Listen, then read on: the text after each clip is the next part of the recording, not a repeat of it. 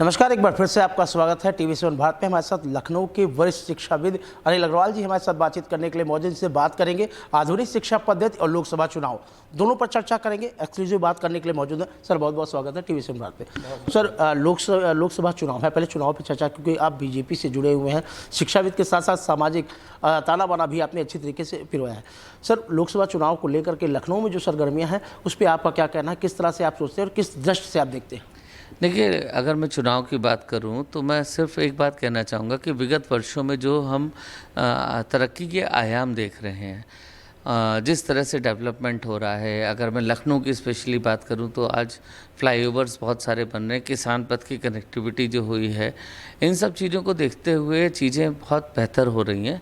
हाँ, कुछ departmental level पे लोगों को तकलीफ़ों का सामना करना पड़ता है, और जैसे कि मैं सीधे शब्दों में बोलूँ, भ्रष्टाचार को लेके उस पर सरकार कदम उठाने का पूरा प्रयास कर रही है। सख्ती भी है, माननीय मुख्यमंत्री जी इन चीज़ों पे बहुत संवेदनशील व्यक्ति हैं, देख रहे हैं।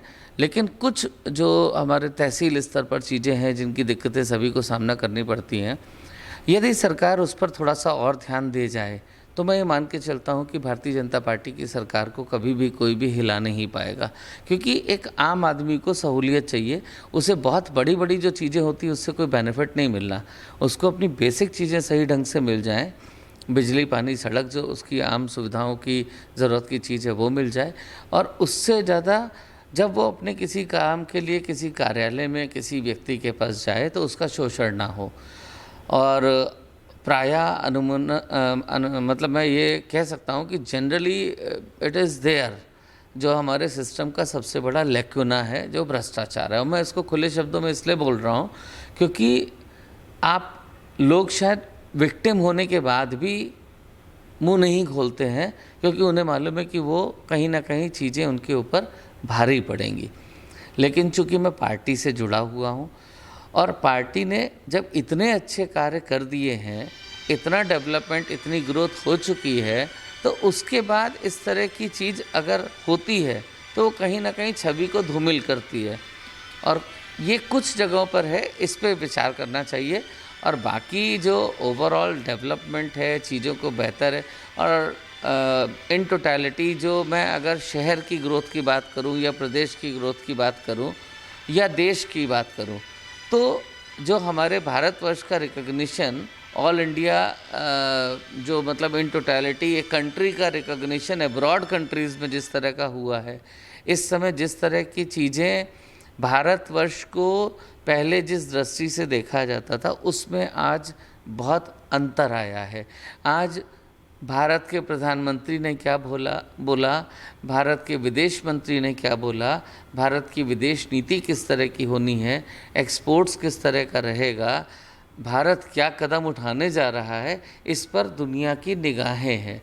तो ये चीज़ें एक इंटरनेशनल रिकग्निशन जो पिछले टेन्योर 2 हो चुके हैं और अब तीसरा टर्म उम्मीद करते हैं, यकीन के साथ कह सकता हूँ कि माननीय प्रधानमंत्री जी फिर से देश की बागडोर संभालेंगे और फिर से देश का प्रतिनिधित्व करेंगे। सर, एक बात और निकल के आ रही है, वो बात अभी पहले आप उस बात को छोड़ते हैं, दूसरी बात पे अभी ये बात भारतीय जनता पार्टी का कोई भी नेता या जुड़ा हुआ कार्यकर्ता एक्सेप्ट नहीं कर पा रहा कि जीरो टॉलरेंस नीति जो है वो पूरी तरीके से है धरातल पे। जो आपने एक बात कही कि कहीं ना कहीं ये जो दीमक है वो समाज को खोखला कर रहा, साथ ही साथ सरकार की छवि, माननीय मुख्यमंत्री जी की छवि खराब करने का काम कर रहा। ऐसे में एक बड़ा सवाल निकल के आता है कि आखिर भारतीय जनता पार्टी के लीडर्स ये बात मानते क्यों नहीं, जबकि वास्तव में कहीं ना कहीं मैंने कई भारतीय जनता पार्टी के नेताओं से बात की है, वो भी कहीं ना कहीं शोषित होते हैं, इस दीमक का शिकार बनते हैं, लेकिन ये बात एक्सेप्ट नहीं कर पाते। ऐसे में मुख्यमंत्री योगी आदित्यनाथ और तमाम जो हमारे व्यूअर्स और भारतीय जनता पार्टी के लोग आपको देख रहे हैं, आप क्या कहना चाहेंगे? इस पर बात करेंगे, इसकी ठीक बात लोकसभा चुनाव। पहले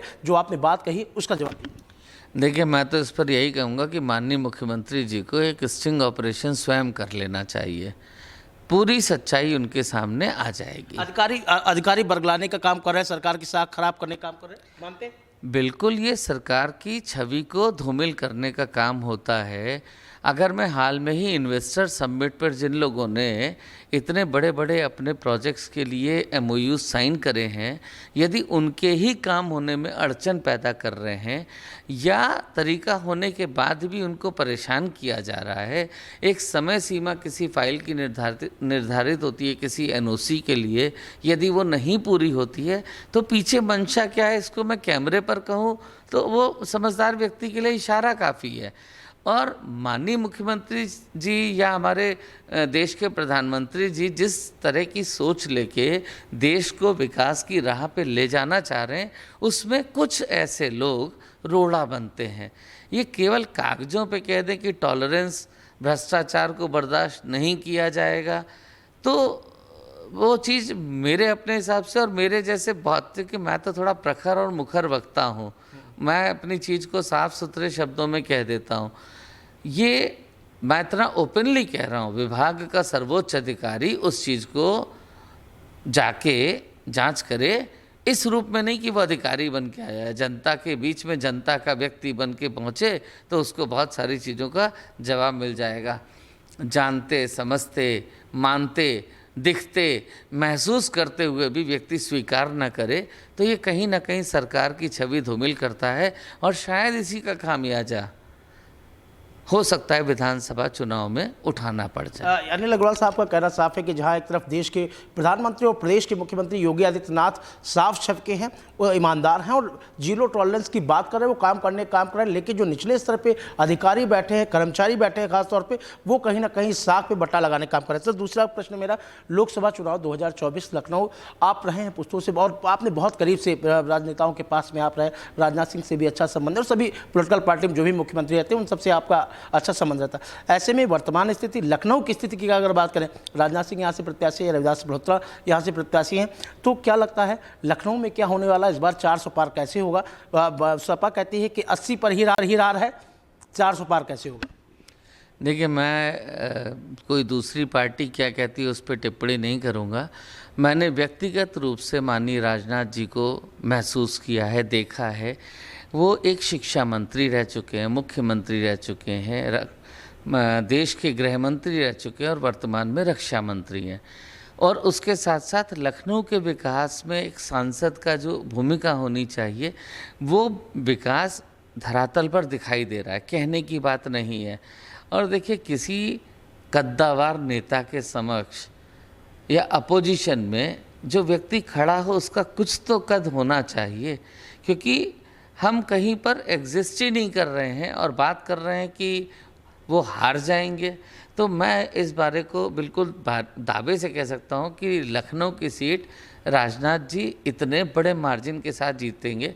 और सबसे बड़ी बात, मैं माननीय राजनाथ जी के लिए, जो कि हमारे देश के माननीय रक्षा मंत्री हैं, उनके चरित्र पर कोई दाग नहीं है, बेदाग छवि, और वो एक साफ सुथरे इंसान जो हर व्यक्ति को सम्मान देते हैं, हर व्यक्ति से व्यक्तिगत रूप से जुड़ के रहते हैं, प्यार से मिलते हैं और अपना संभव भर उसका, क्योंकि देखिए, एक सांसद एक इंडिविजुअल का काम नहीं कर सकता, लेकिन जितने बड़े काम है जो शहर की तरक्की में कहीं एक आयाम स्थापित कर सकते हैं, वो उन्होंने किया है।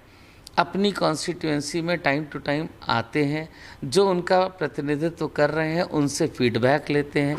इससे ज़्यादा एक सांसद से और कोई व्यक्ति क्या उम्मीद करेगा? मैं कई सांसद ऐसे गिना सकता हूं जो अपनी कॉन्स्टिट्यूएंसी को उन्हें देखे हुए अरसा बीत गया होगा, वो शायद चीज़ों को पूरी तरह से जानते ही नहीं होंगे कि सीमा कहाँ से शुरू और कहाँ ख़त्म हो रही है। अबकी बार 5 लाख पार होगा लखनऊ से? मैं दावे से कह सकता हूँ 5 लाख पार होगा, और दूसरा व्यक्ति कितने कम वोट पाएगा वो भी एक रिकॉर्ड बनेगा। अच्छा, ये एक इतिहास बनने को तैयार। सर, एक आखिरी प्रश्न है, आधुनिक शिक्षा पद्धति की अगर देखा जाए, आप अनएडेड उसके अध्यक्ष भी हैं, तो कितना परिवर्तन होता नजर आ रहा है? लगातार विपक्ष ये बात कहता है और हम लोगों ने भी महसूस किया है कि शिक्षा जो है, शिक्षा की गुणवत्ता जहाँ बढ़ रही वहीं पे शिक्षा महंगी होती चली जा रही। सरकार कहती है कि हमने निजी विद्यालयों पे लगाम लगाई है, लेकिन फीस का स्लैब जो है वो लगातार बढ़ रहा है। ऐसे में अभिभावक जो है वो परेशान है, बार बार किताबों को लेकर के, बार बार हर साल कोर्स बदल जाना, ड्रेस का बदल जाना और कास्टली होना, निजी ठेकेदारों को इसका लाइसेंस दे देना कि मनमानी वसूल करें। ये इसको आप कैसे देते हैं? क्योंकि उत्तर प्रदेश में पूरे आप शिक्षण संस्थाओं में जाते हैं, आप अध्यक्ष हैं, क्या कहेंगे? देखिए, मैं दो बातें कहूँगा। एक तो प्राइवेट शिक्षा की ओर लोग क्यों आते हैं, ये उनकी चॉइस है, कोई उन्हें बाध्य नहीं करता। यहाँ पे सरकार को अपने रिसोर्सेज स्ट्रॉन्ग करने पड़ेंगे। अपनी जो संस्थाएं उनकी हैं उनमें गुणवत्तापरक शिक्षा देनी पड़ेगी, तो सस्ती और अच्छी शिक्षा लोगों को अपने आप मिलने लगेगी। उसके बाद उन विद्यालय में जो नहीं जाना चाहता है वो प्राइवेट की तरफ बढ़ेगा। एक शासनादेश आया था कि हमारे जितने सरकारी कर्मचारी हैं वो अपने बच्चों को सरकारी विद्यालय में पढ़ाएंगे। मैं पूछता हूँ वो शासनादेश पर अमल क्यों नहीं हो रहा है? और आप किसी का भी पता कर लीजिए, वो सारे निजी विद्यालयों में पढ़ाते हैं। अब मैं बात कर लेता हूँ निजी विद्यालयों में क्यों पढ़ाते हैं। निजी विद्यालय रिजल्ट देते हैं, निजी विद्यालय बच्चे का ऑलराउंड डेवलपमेंट करते हैं, निजी विद्यालय में पढ़ने के बाद बच्चे देश का नाम रोशन कर रहे हैं, एक अच्छा भविष्य का हम लोग निर्माण कर रहे हैं। अब बात आती है फ़ीस की कि हम लोग जब ये सब कर रहे हैं तो फ़ीस ज़्यादा लेते हैं। उस पर भी मैं बोलूँगा 2018 में उत्तर प्रदेश सरकार एक फ़ी रेगुलेशन एक्ट भी ले आई। पहले 20% 25% फ़ीस बढ़ने की बात हुआ करती थी, अब 5% प्लस CPI की ही बढ़ोतरी होती है। आज मैं आपके चैनल के माध्यम से एक सवाल करता हूँ सरकार से, संबंधित लोगों से, जितने जिम्मेदार हैं वो लोगों से, यदि अगर फ़ी रेगुलेशन एक्ट आ सकता है तो बुक्स रेगुलेशन एक्ट ले आइए, फूड रेगुलेशन एक्ट ले आइए, उनकी कीमतों का निर्धारण कर दीजिए, तो एक आम जनता को राहत मिलने लगेगी। दाल की कीमत 80 रुपये से ज़्यादा नहीं होगी और अगले वर्ष इसकी कीमत इससे ज़्यादा नहीं बढ़ेगी। ये वाला बिल क्यों नहीं ले आते? ये भी ले आना चाहिए। केवल प्राइवेट स्कूलों को बांध दें। जब कोई व्यक्ति अपना प्राइवेट स्कूल शुरू करता है, वो बिल्डिंग जब बनाता है, जब अपने रिसोर्सेज से ज़मीन खरीदता है, अब तो सरकार सस्ती दरों पे ज़मीन भी नहीं दे रही है, जब वो कंस्ट्रक्शन कराता है, जब वो इतने करोड़ों के लोन लेता है, तब तो कोई नहीं बोलता कि आपने कैसे किया होगा। जब वो चलने लगता है तब आप उस पर कई तरह के सवाल उठने लगते हो कि शोषण कर रहे हैं। फिर हम लोगों को बड़े बड़े शब्दों से नवाजा जाता है, हमारी तारीफ़ में शब्द कहे जाते हैं। शिक्षा और माफिया दो शब्द मैं हमेशा इसका विरोध करता हूँ, फिर भी लोग उससे नवाजने की कोशिश करते हैं। एक व्यक्ति या तो शिक्षा दे सकता है या वो माफिया हो सकता है। अब बात आपने करी किताबों की, तो किताबों के लिए मैं ये कहूँगा, आप NCERT की किताबें समय से सबको प्रोवाइड कराइए, उपलब्ध कराइए, या पब्लिकेशंस के लिए, जैसे मैंने कहा, एक रेगुलेशन एक्ट आप उसके लिए लेके आइए। आप हर चीज़ में केवल ठीकरा फोड़ दें, दूसरे को दोषी साबित कर दें, कमीशन सेट होगा ये कह दें, किताब की कीमत इतने पन्ने की किताब इससे ज़्यादा की नहीं होगी, ये कीमत का निर्धारण अगर सरकार अपने एंड पर करे तो बाकी चीज़ें अपने आप लगाम। और जब आप चीज़ें, संसाधन सही समय पर उपलब्ध कराएंगे, आप उपलब्ध कराना तो छोड़िए, यूनिफॉर्म में स्वेटर और कोट की बात आती है और हम लोग पढ़ते हैं और आप ही लोग छापते हैं, आप ही लोग दिखाते हैं कि जाड़ा बीत जाता है उसके बाद स्वेटर का डिस्ट्रीब्यूशन। तो आपकी प्लानिंग की आपकी कमी है। आप उन चीज़ों को सही ढंग से सही समय से देंगे नहीं तो व्यक्ति मजबूर होकर आगे बढ़ेगा। और देखिए, जो तबका हमारा निचला है, आपने कहा राइट टू एजुकेशन में स्कूल विरोध करते हैं। राइट टू एजुकेशन में स्कूल विरोध नहीं करते। राइट टू एजुकेशन में अगर आप स्कूलों में पढ़ाने के लिए कर रहे हैं, प्राइवेट स्कूल में भेज रहे हैं, तो उसमें कानून बना हुआ है कि आपको रीएम्बर्समेंट का अमाउंट स्कूलों को देना है, लेकिन वो अमाउंट आप देते नहीं हैं, सही धनराशि से नहीं देते हैं। एक्ट में धारा वर्णित है कि सरकारी विद्यालय में प्रति छात्र जो खर्च होता है और निजी स्कूल की करे तो बाकी चीज़ें अपने आप लगाम। और जब आप चीज़ें, संसाधन सही समय पर उपलब्ध कराएंगे, आप उपलब्ध कराना तो छोड़िए, यूनिफॉर्म में स्वेटर और कोट की बात आती है और हम लोग पढ़ते हैं और आप ही लोग छापते हैं, आप ही लोग दिखाते हैं कि जाड़ा बीत जाता है उसके बाद स्वेटर का डिस्ट्रीब्यूशन। तो आपकी प्लानिंग की आपकी कमी है। आप उन चीज़ों को सही ढंग से सही समय से देंगे नहीं तो व्यक्ति मजबूर होकर आगे बढ़ेगा। और देखिए, जो तबका हमारा निचला है, आपने कहा राइट टू एजुकेशन में स्कूल विरोध करते हैं। राइट टू एजुकेशन में स्कूल विरोध नहीं करते। राइट टू एजुकेशन में अगर आप स्कूलों में पढ़ाने के लिए कर रहे हैं, प्राइवेट स्कूल में भेज रहे हैं, तो उसमें कानून बना हुआ है कि आपको रीएम्बर्समेंट का अमाउंट स्कूलों को देना है, लेकिन वो अमाउंट आप देते नहीं हैं, सही धनराशि से नहीं देते हैं।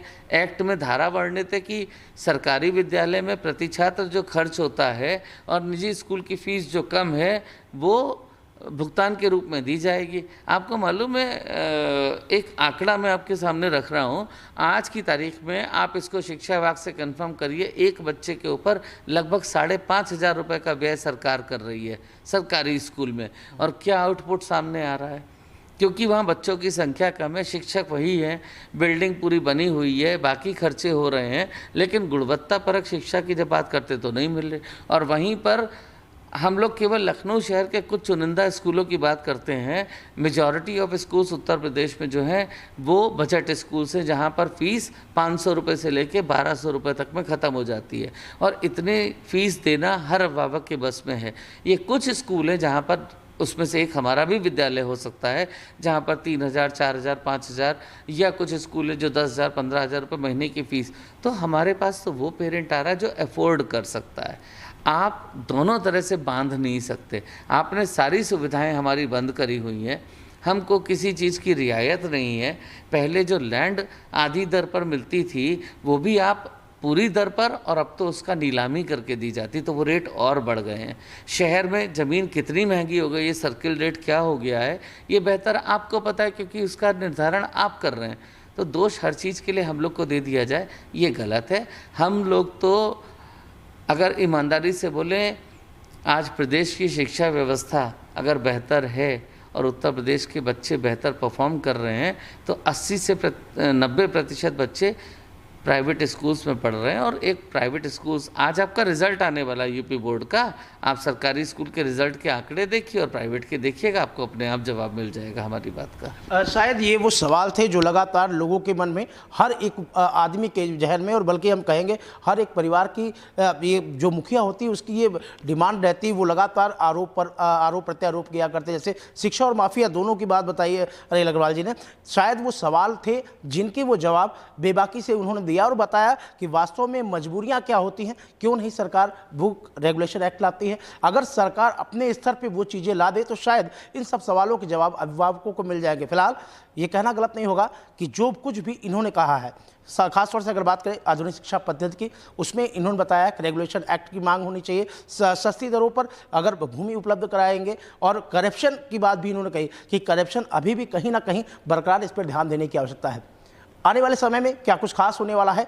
5 लाख पार राजनाथ सिंह जीत के लिए होंगे, और सामने वाला जो प्रत्याशी होगा उसकी हार भी ऐतिहासिक होगी। कैमरामैन ऋषभ के साथ शशांक श्रीवास्तव, TV7 भारत, लखनऊ।